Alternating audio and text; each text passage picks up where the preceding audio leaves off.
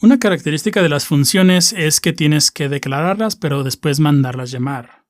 Muchas veces se comete el error de que creamos una función y nunca la mandamos llamar, o mandamos llamar una función que no ha sido creada, ¿no?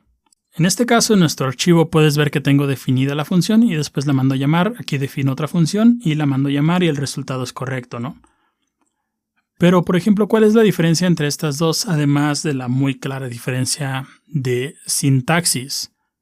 La diferencia entre estas dos formas de crear funciones es que si, por ejemplo, utilizando la declaración de la función, mandas llamar la función y después la defines, y acá en la expresión de la función la mandas llamar y después la defines, uno te va a marcar el error, pero el otro no.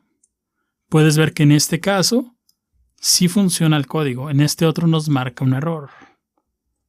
Eso se conoce como el hoisting en JavaScript, y eso pasa porque JavaScript se ejecuta en dos vueltas. Eso se le conoce como el hoisting. En la primera se registran todas las funciones, entonces esta función, a pesar de que se está mandando llamar, primero se registran las funciones, todas las que tenemos en JavaScript, y después se registran lo que son los llamados a las funciones.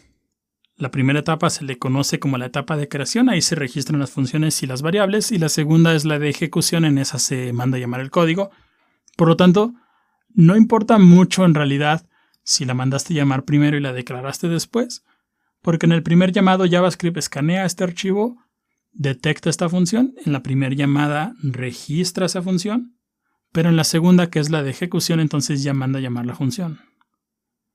Este otro no funciona porque, si bien es una función, no está declarada como tal con la sintaxis de function. Entonces, este se considera, digamos, en JavaScript más como una variable. La primera etapa, recuerda, registra las funciones, pero este lo detecta más como una variable. Entonces, básicamente en el primer llamado queda como algo así, const sumar 2. Después mandamos llamar la función y después se le asigna, digamos, este valor. Es por eso que nos lo marca como undefined. Entonces, recuerda, JavaScript se ejecuta en dos etapas. La primera es la de registro o la de creación. En ella se registran las funciones.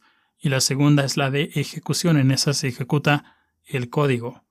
Como en esta no es una función como tal, entonces lo toma como una variable y es por eso que nos marca un error.